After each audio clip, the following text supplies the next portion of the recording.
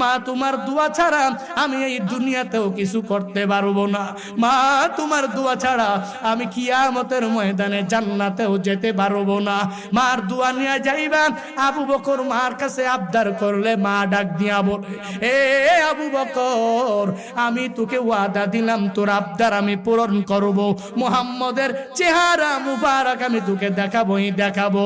এভাবে যখন বলতে লাগলেন, আবু বকর বললেন, মা শুনো শুনো শুনো, আমার বোন ফাতেমা রাদিয়াল্লাহু তাআলা আনহার কাছে বলো, তাকে খবর দাও। করকে নিয়া যায়েদ ইবনে আরকামের বাসার দিকে দরওয়াজা দিয়া যখন ঢুকবেন, আমার নবী রাহমাতুল লিল আলামিন দারুল আরকামের মধ্যে বসা।